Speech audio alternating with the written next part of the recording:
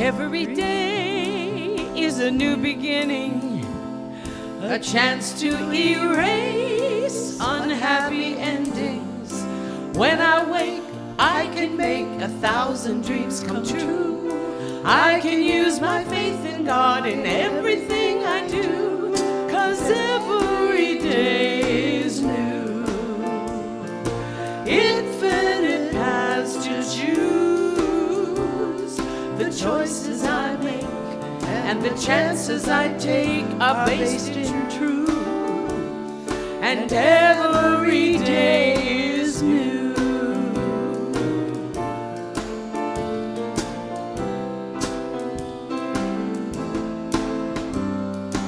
Every night when I go to sleep, my unconscious mind counts the blessings I read. When I sleep, my thoughts seem to work themselves on out. When I rise to greet the day, my mind is free of doubt, 'cause every day is new. Infinite paths to choose. The choices I make and the chances I take are based in truth. And every day is new.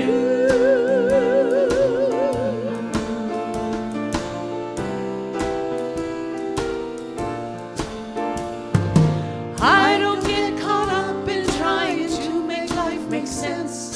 The price that it would cost me would be too high an expense, so I just pray and keep the faith, 'cause every day is new.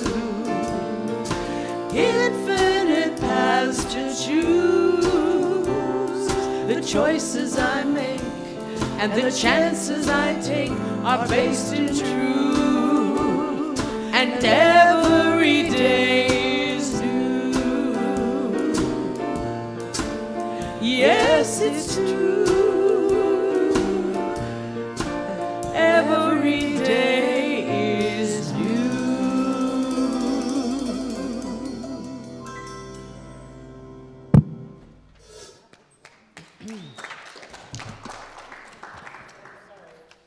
Every day is new. Isn't that a great affirmation to start out? The choices I make, the chances I take are based in truth. Is that what it says? Yes. Yeah. Yep. Amen. Thank you so much to our music team. You got my heart open. All right. My name is Dana Zahler, and it is my honor and privilege to welcome you here to Unity Center of North Spokane. So we are going to start with our foundational affirmation together. There is only one presence and one power active in my life and in the universe, God the good. Take that in. All right, Julie's going to read the daily word for us this morning.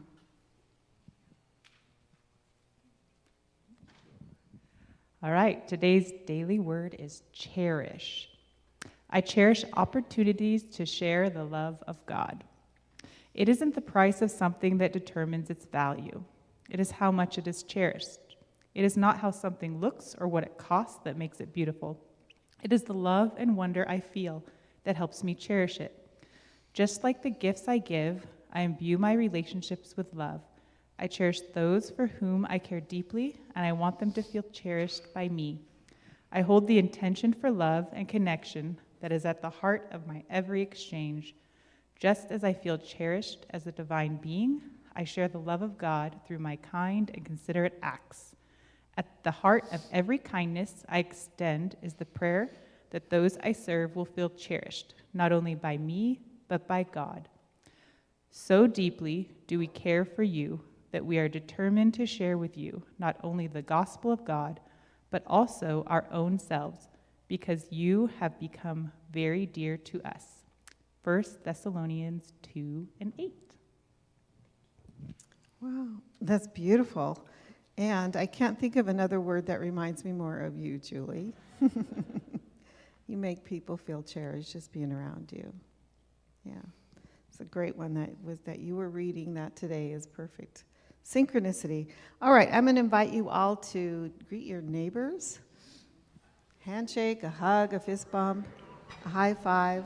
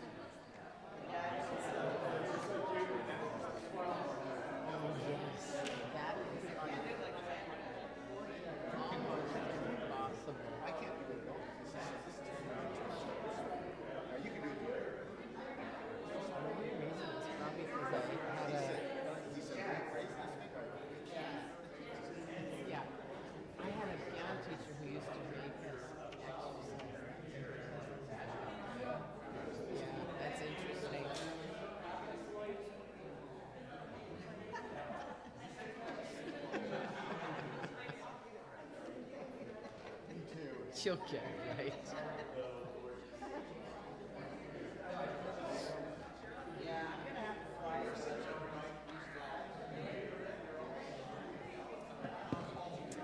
All right, please remain standing as we return to our seats.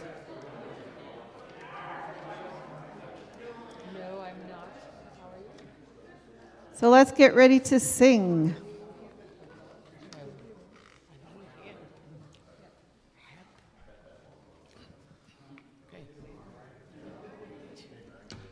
1, 2, 3.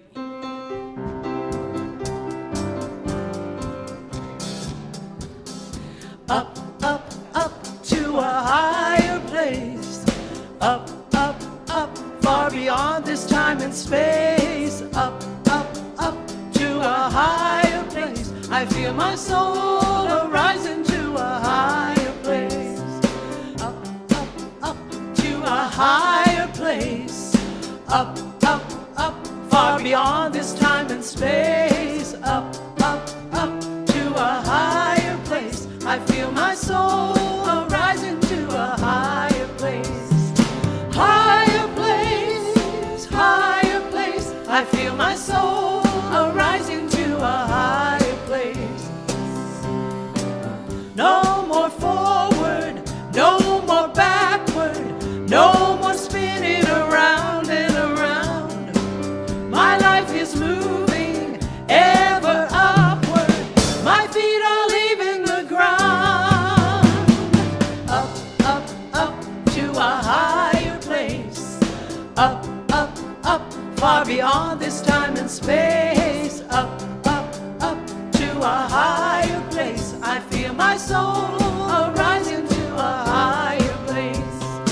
Higher place, higher place. I feel my soul arising to a higher place. No more downward, no more darkness, no more wondering the point of it all. My life is destined, oh, for greatness. My soul has answered the call. Up, up, up to a higher place.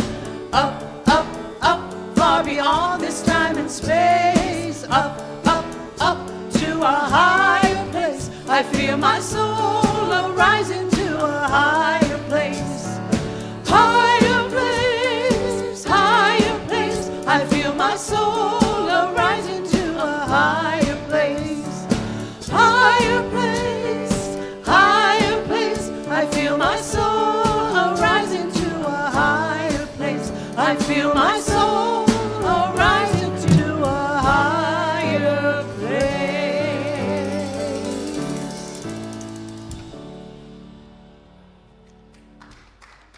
Yes, thank you so much. All right, we are starting a new series. Jeff is starting a new series today, and the part 1 is religion what Jesus really wanted? Is it? Let's find out. Come on up, Jeff.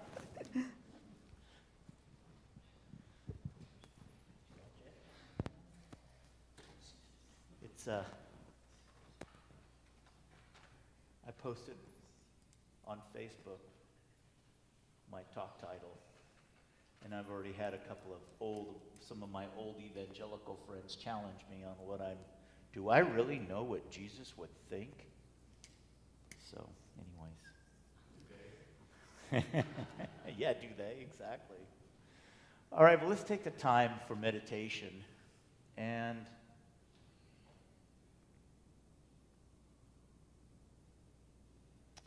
as we approach this time, let's just think, we're gonna focus on who we are individually, our authentic selves. Let's collectively all take a deep breath as we enter this time together.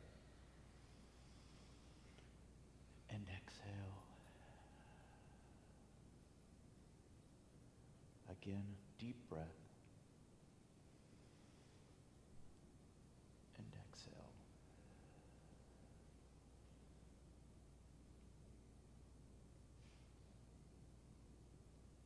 And think about ourselves. Think about yourself. Who are you when you're at your most comfortable?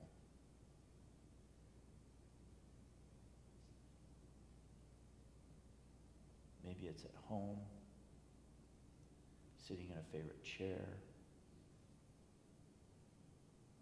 Maybe it's sitting outside. Maybe it's a special or favorite place you go when you camp or hike, but a place where you feel you are just at your own place.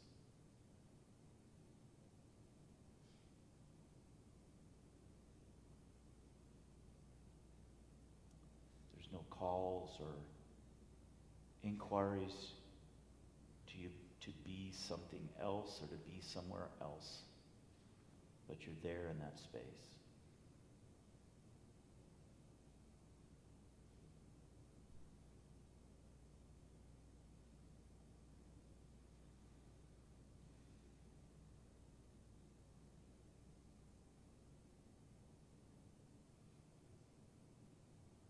What is it about that brings you peace?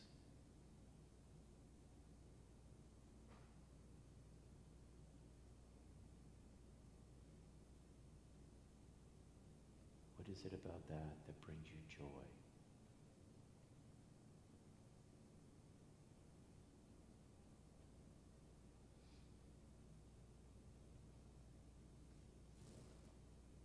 What is it that brings you truth?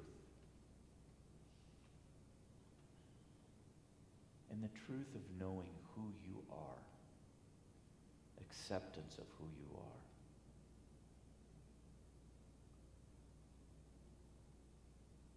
Embracing your divine design.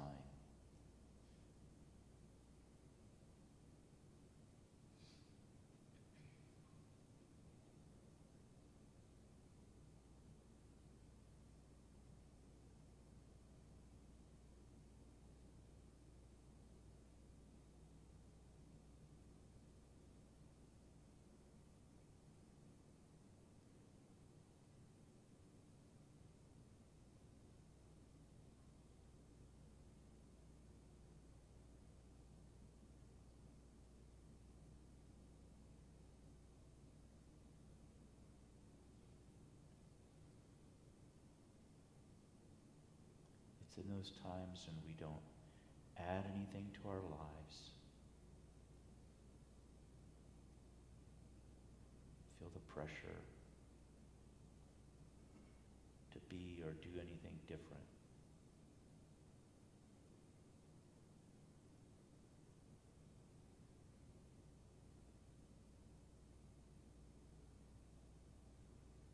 It's in those times that we know that in that stillness,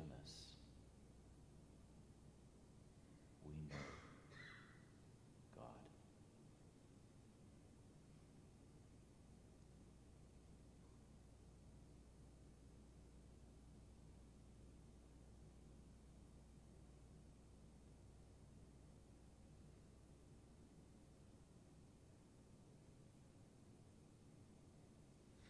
There's no questions.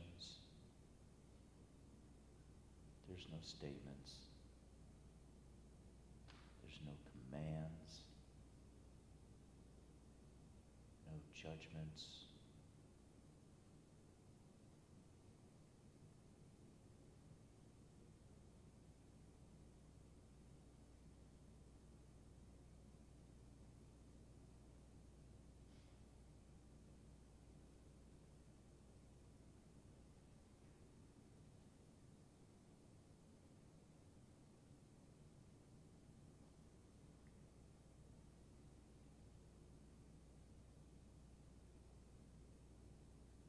Think of that puppy that's here today, Jazz.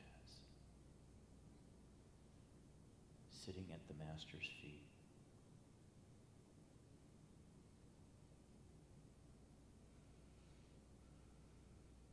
Resting in the comfort and knowledge, contentment,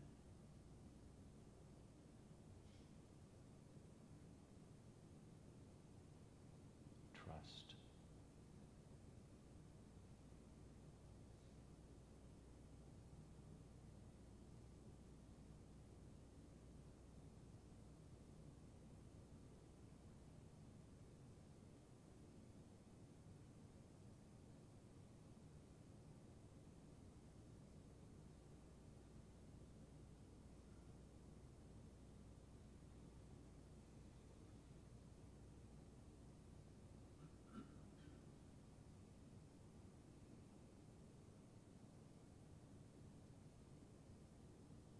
We all come to that place in life where enough is enough.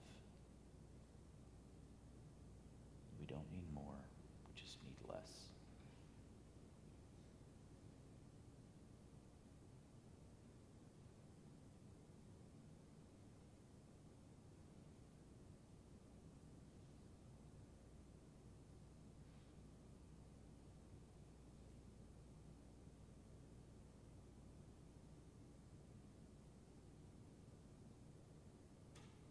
Be still and know God, yourself, your purpose,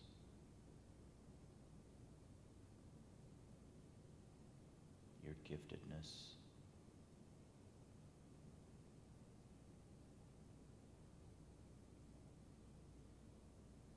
rest in the comfort of the knowing.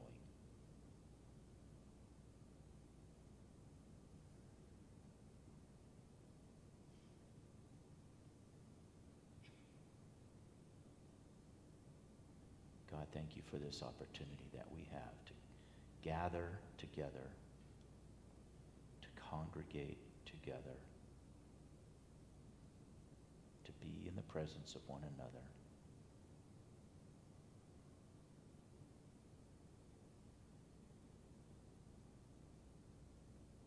Thank you for this place that we call Unity Center of North Spokane.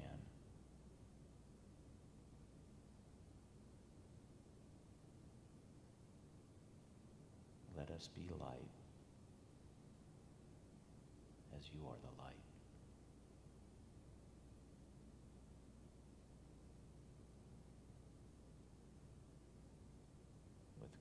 With gratitude and thanks, we say together, and so it is.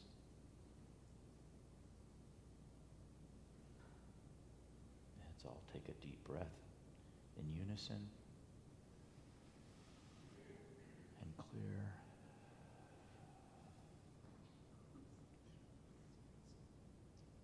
And we're back.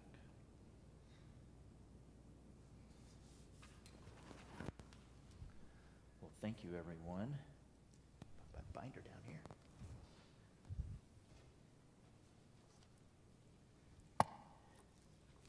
I want to thank Robin for bringing Jazz today. Been enjoying the videos, the little videos of him chasing her on the tractor and the lawnmower, and it's just the playfulness of life.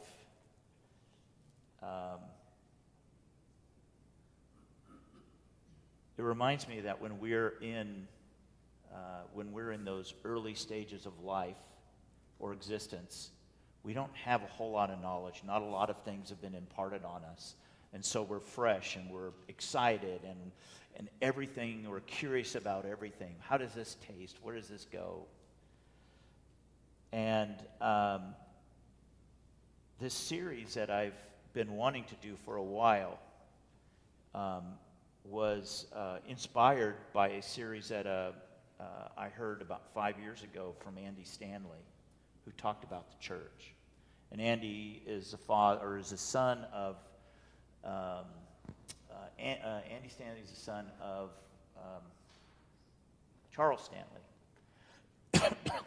Andy's, by Christian standards, he's a progressive. And so he doesn't necessarily fall into the mainline evangelical Christianity. But when I heard this series that he did,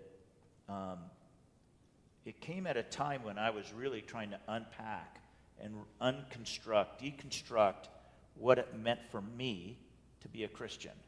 What does that look like? And between this talk that he did and another series of talks by a guy that I've followed for a while, Rob Bell, it really created some cracks that allowed light and allowed me to kind of just expand on those things. And I've titled it Radiant Unity. Well, let me first say that I love history, and in the deconstruction and reconstruction of my Christian faith, it's a matter of like looking into and looking beyond all the things that we've been told to go back, or instructed in going back to origination, trying to understand what was really going on. It's one of the reasons why I love documentaries, especially documentaries as it relates to things that we've lived through. And then you look at a documentary that's, of something that happened 20 years ago, and you thought you knew what was going on, only to find out like, oh, what was really going on wasn't really what we knew. Growing up in the Vietnam War era and that sort of thing, we thought we knew, and then you see all these things that have come about, all the stuff that we weren't told. So I love going back and digging in, and I hope my talks invoke that same kind of curiosity and inspire you to the adventure of awakening, the adventure of spiritual transformation, the invitation into the mystery of it all. So I titled this Radiant Unity because I was thinking about what is, if we're separating and we think of, we've come to believe, and I'll get more into this, of church being a place, what is unity? And I think in unity, if we look at what radiant means, emitting rays of light, shining bright, bring with joy and hope, a point or an object from which rays proceed. So I think of us being that place that is shining out this bright light. And so that's why I started this series with Radiant Unity. And the beginnings, and the question being, is religion what Jesus really wanted? So one of the things we realize is that we still hold on to old things that hold us back. So there's a verse in the Bible that talks about taking new wine and putting it into old wineskins. And part of that reason for that is the old wineskins are already stretched out. They've already been used. And when you put the new wine into the old wineskins, they don't react the same way. Most of the things that we resist about church are the things that the church should resist. Over time, the church has changed, creating environments. No windows or stained glass. The preaching is more conversational. We don't have the big giant box at the front. We had one here that had a button on it that you could raise and lower it, that somebody had built at one time.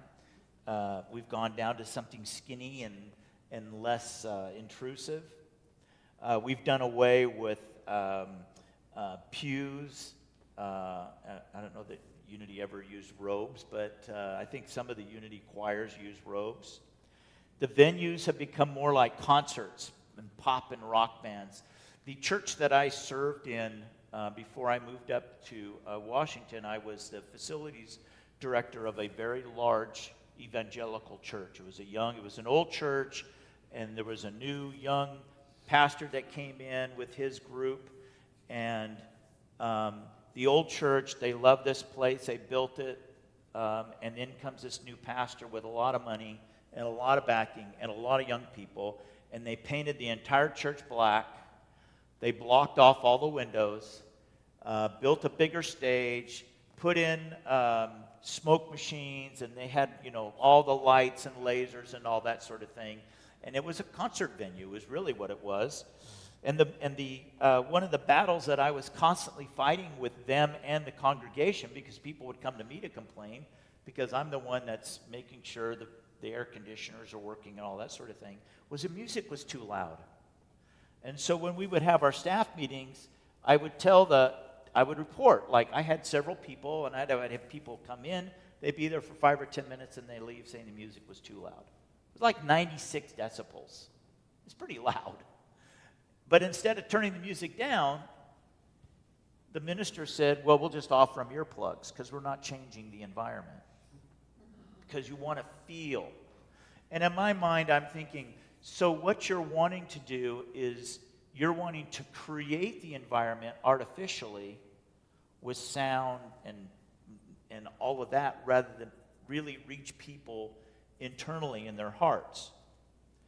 And that was of some concern, deep concern to me, especially with a lot of the older people started to leave and not come back because they felt like this isn't my church anymore.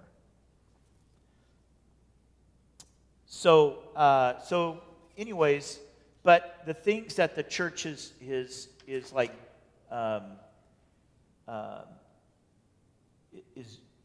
holding on to are things that don't really serve the church anymore. We're going to talk about that in just a second. But how would you say that the average person defines church? If the average person out there, how would they define church? Let me have some responses. A building? What else? How else would people define church? Hellfire and brimstone, okay? Religious institution. Ritual, okay. Ceremony. An outsider's perspective one thing was written was the church is a community of people who follow the teaching of a man sent from God to explain God and clear the path to God.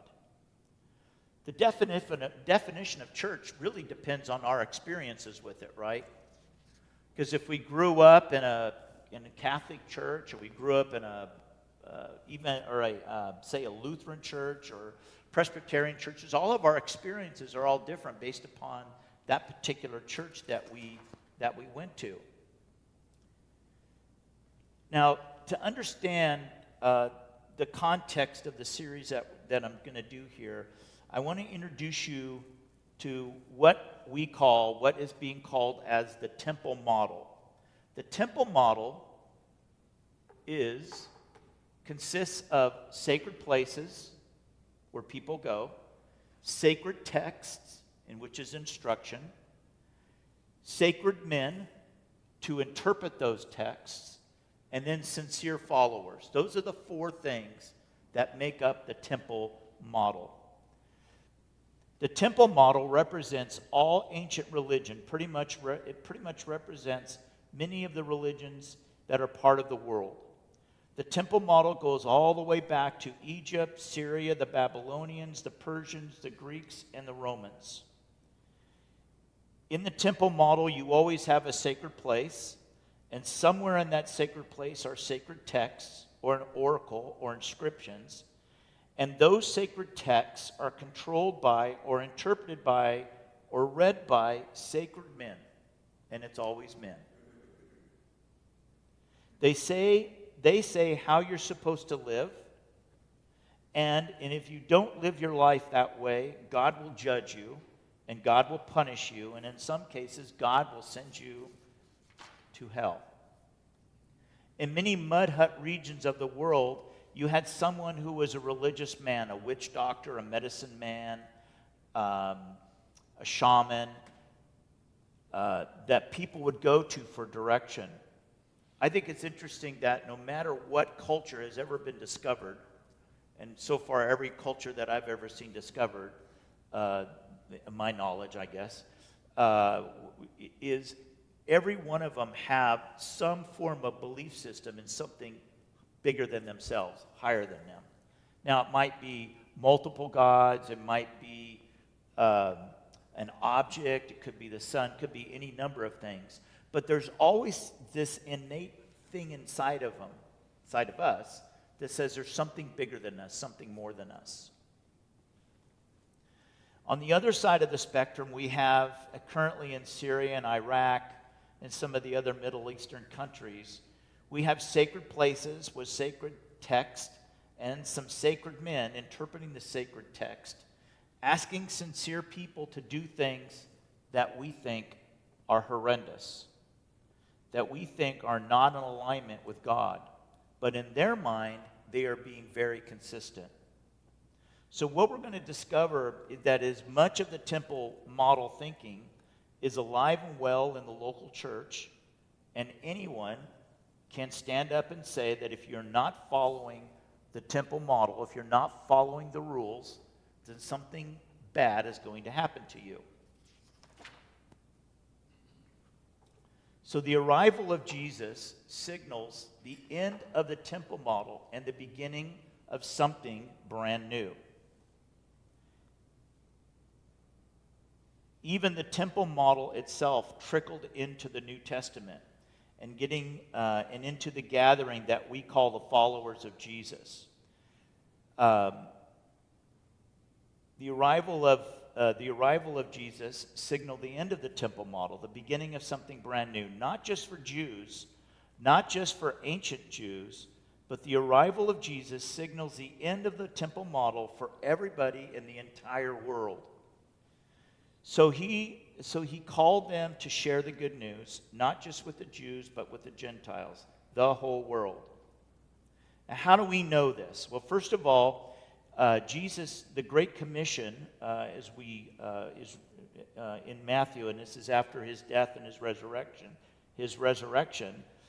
before he ascended.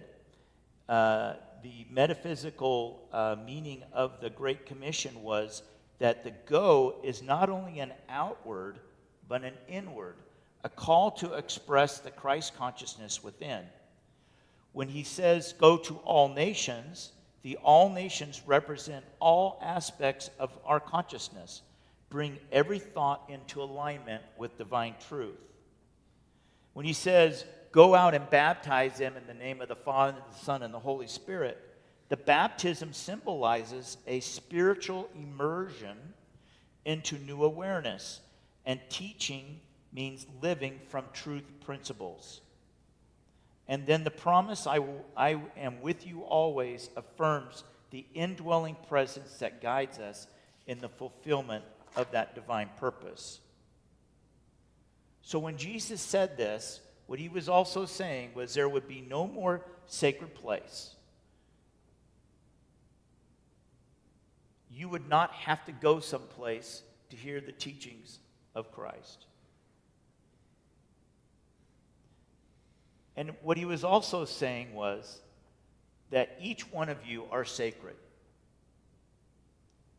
And in other words, we all are sacred in our place. We recognize that in unity, right? That we all are a copy of the divine. We all have the same divine elements. So Julie is sacred, Marilyn is sacred, Chris is sacred, Michael is sacred. Everybody is sacred. So instead of a sacred place or a sacred spot, the focus was no longer on a location, but on the individual. So the person sitting in front of you is sacred. The person sitting to your right is sacred. The person sitting behind you is sacred. These people are more sacred to God than any piece of dirt you will stand on or any building you may visit. So how do we know this? First of all, Jesus predicted a movement. When he was in Caesarea Philippi, Jesus asked his disciples, "Who do the people say that the Son of Man is?" And some said, they replied, "Some say you're John the Baptist, some say you're Elijah, some say this, some say this." And Peter said, "You are the Messiah, the Son of the living God." And Jesus replied, "Blessed are you, for this was not revealed to you by flesh and blood, but by my Father in heaven. And I tell you that you are Peter, and on this," meaning the rock, "and on this rock I will build my church." Now that word church has been, was translated in the English translations, but the actual word that was used was the word ecclesia. Ecclesia. It's a Greek word that means gathering, assembly, or congregation. Ecclesia is not about what, but about who. Unfortunately, this little word, should have never been ever used in the English Bible translation. Jesus announces the beginning of a sacred place, but not a sacred group of people who has some kind of inside knowledge. Jesus announces the beginning of a new movement. In fact, the first English translation of the Bible, the word church does not appear, because William Tyndale had the courage to not be politically correct.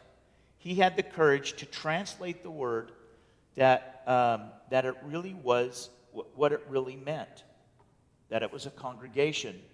In fact, Tyndale's work was so controversial that he was declared a heretic by the Catholic Church and English authorities. He was betrayed, he was arrested, he was tried for heresy, and get this, he was executed by strangulation and burned at the stake. Just for writing the truth.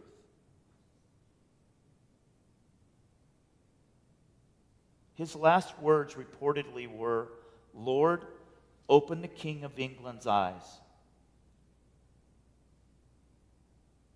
The word church was never supposed to be part of the movement, of what Jesus was calling. He asked his disciples to go into the world and share the truth, share the knowledge. And instead, people applied a different meaning to it. And we're going to get into that and how that happens over a period of time, over in the coming weeks. Jesus was saying there was no more sacred places. I'm going to build a congregation, a gathering of people, and I will be with them wherever they go. The Christ consciousness. This is a brand new day, a brand new era. We will see through this series how things got added. The temple model thinking, the ritual ceremony, things to help people feel more important and others to be able to focus on performing the ceremonies and focusing on the outside rather than focusing on what goes on the inside.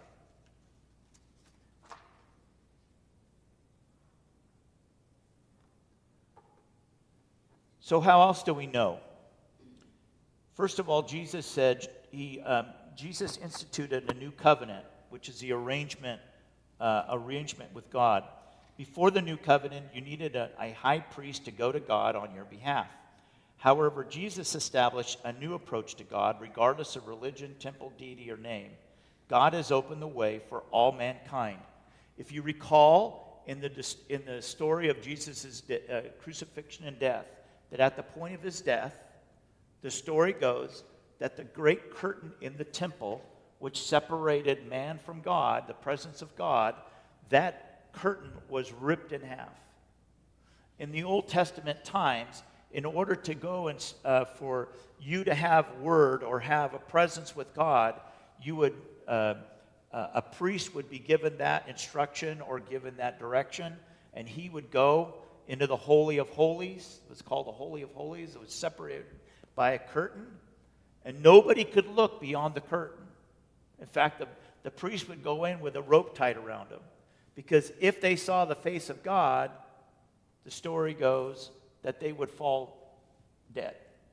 And so the rope was tied around them so that if in fact they came upon the face of God and they fell dead, they could pull them out of the temple.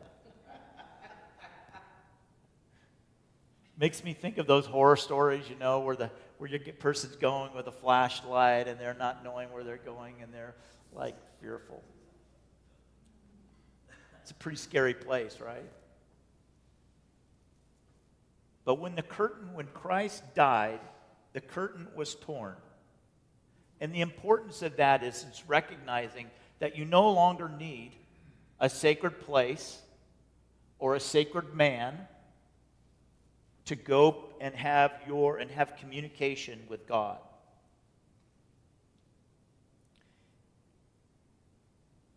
At the Last Supper, Jesus consummated this new covenant when he raised the cup and he said, "This is the cup of the new covenant in my blood, which is poured out to you." At the end of his ministry, Jesus gathered his disciples and explained the new covenant. They didn't understand what he meant. What do you mean by a new covenant? Because they already had a covenant. And there was all these different covenants that Israel were that they followed. There was a covenant of circumcision, the covenant of sacrifice, and all these different things. But the bottom line was Jesus was saying, all that's null and void. I give you a new covenant. And that part of that was was part of the prophecy that was from the Old Testament about who Jesus was. Jesus replaced, I talked about share the good news. Jesus replaced the law with a simpler behavioral guide that was more than 630 laws and 10 commandments. He instituted a new movement defining ethics. The significance was love God, love people. I say there's a third one, and that's love coffee, but that's a different, my bracelet here, love God. Love God, love people, love coffee. But the bottom line was, that was the most important thing.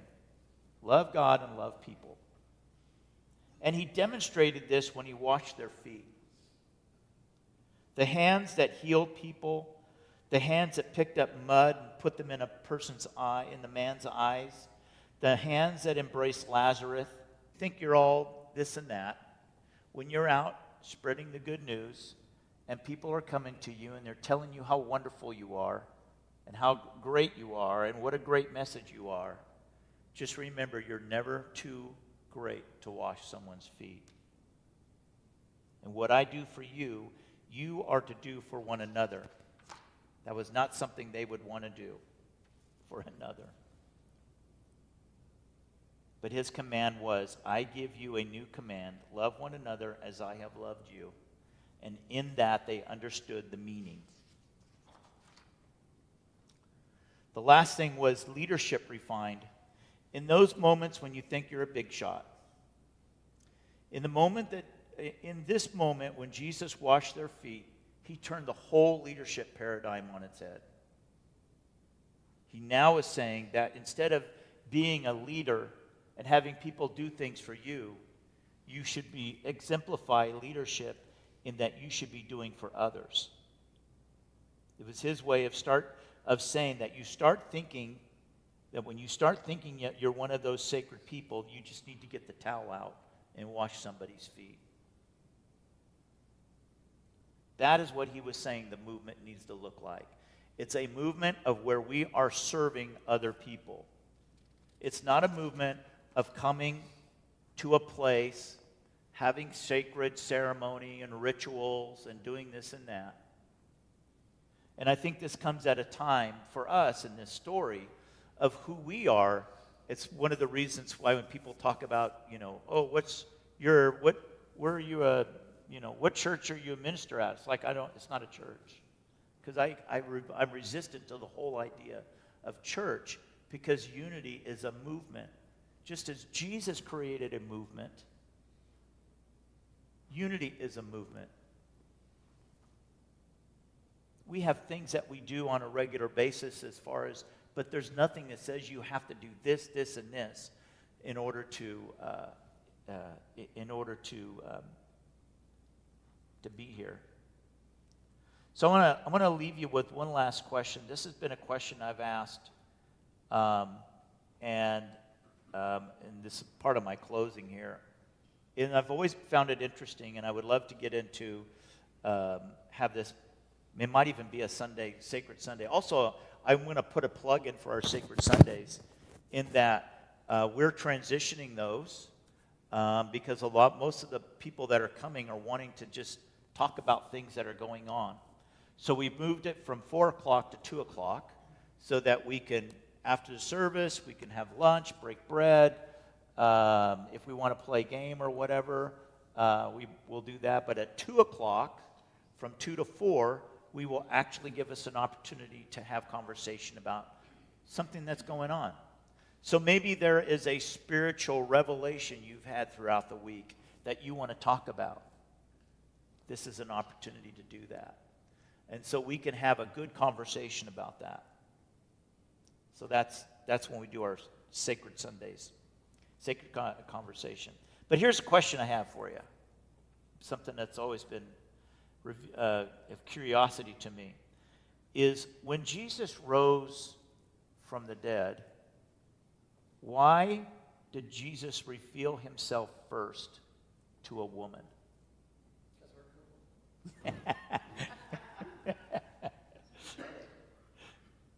Why was it a woman? I have my theory about it, but I'm going to let you guys, think about that. And why of all women, of all the women he chose, why was it Mary Magdalene? So I'll let you chew on that. In the meantime, stay curious and be the blessing.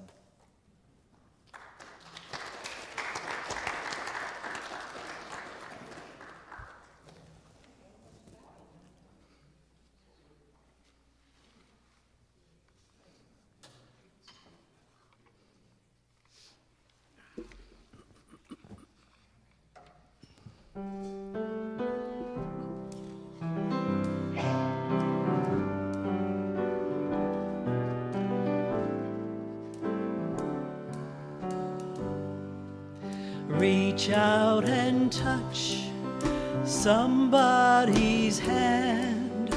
Make this world a better place. If you can, reach out and touch somebody's hand. Make this world a better place. If you can, just try. Take a little time out of your busy day to give encouragement to someone who's lost their way. Just try. Or would I be talking to a stone if I asked you to share a problem that's not your own? We can change things if we start giving. Why don't you reach out and touch somebody's hand? Make this world a better place. If you can, reach out and touch somebody's hand. Make this world a better place. If you can, just try.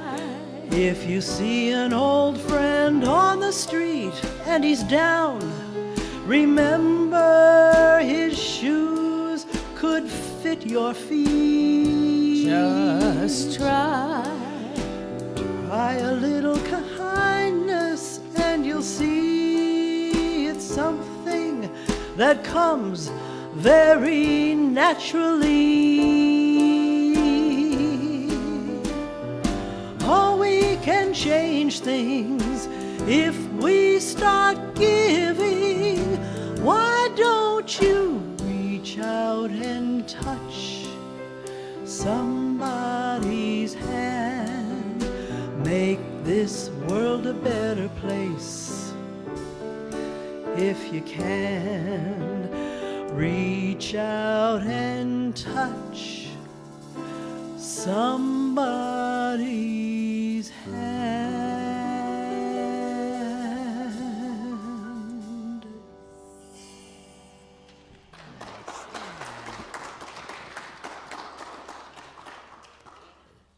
Wow, haven't heard that one for a while. That's nice. Was that Dionne Warwick? Who made that famous? Diana Ross. Diana Ross. I think Diana Ross. Wow, Somebody thank you else for the did it memory. That first, was beautiful, lovely, lovely, lovely rendition. All right, this is where we share our gifts with this ministry. So, giving with intention creates an energetic flow through your mind and your heart, creating more abundance for both the recipient and the giver. And so it is.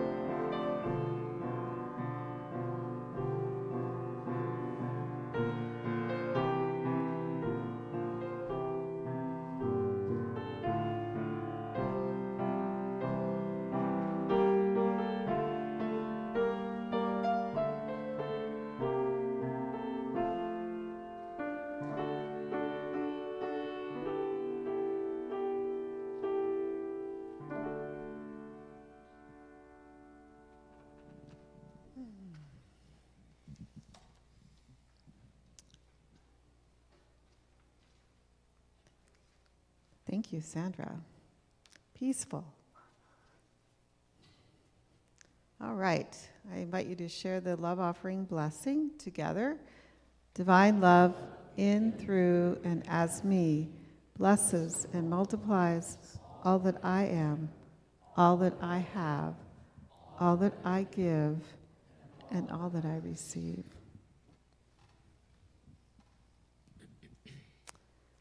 All right, together we will say the unity statement for peace. Unity stands for peace in the presence of conflict, for love in the presence of hatred, for forgiveness in the presence of injury. Unity honors the many names for God, the many paths to God, the many ways to worship God, for there is one power and presence of God, and that God loves each one of us equally. It is therefore the position of unity to urge all nations, their leaders, and their people to turn to God by whatever the name for guidance during these challenging times and to pursue peace, for this is what honors the God of all our faith traditions. That seems like such a beautiful grounding. I love that statement. All right, announcements. So yeah, Sacred Support Circle the second and fourth Sunday, and it's now at 2 o'clock, so we can just come and hang out. Introduction to A Course in Miracles. So this is a 3-week class. It's not too late to join in. That is here on Wednesdays, and that's for those who are just curious to be involved in the course, to understand it better, or to find out more about it. But also we have Course in Miracles on Tuesdays at the South Hill Church and on Thursdays on Zoom. So any or all of those participations are welcome. We have meditations here on Wednesdays at 6 o'clock. We are going to be joining the South Hill Unity on Friday, June the 20th, for a Spokane Indians baseball game. And it's a big box seat, so it sounds like a lot of fun. So how do we sign up for that? There should be an email link in the newsletter. Oh, okay. Yeah. It might have a QR code or something. You'll actually get sent to South Hill for their connection. Great. You've got to know how many seats to order. Right. Perfect. Thank you. Yes, we are going to be participating again end of this month for Parade of Paws. So the watering station is just down the road from the church here. And so we just hang out there and offer water for the little poochies and bless them on their way. So we need people to sign up for this, and I think Wendy is the contact person. It's a lot of fun. I love that little pooch.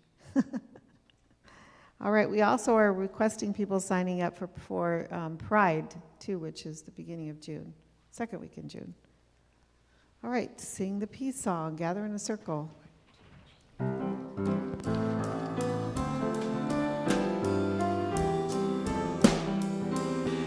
let it begin with me.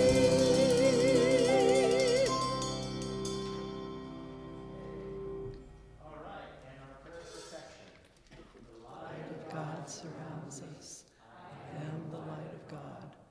The love of God enfolds us. I am the love of God. The power of God protects us. I am the power of God. The presence of God watches over us. I am the presence of God. Wherever we are, God is, and thou is well. That's the truth.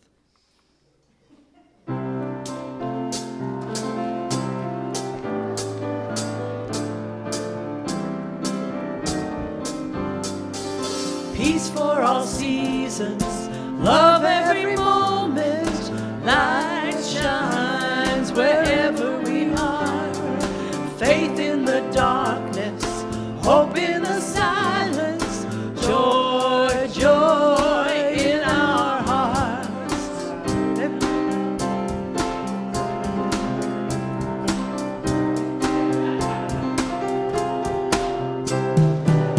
Every day is a choice to show some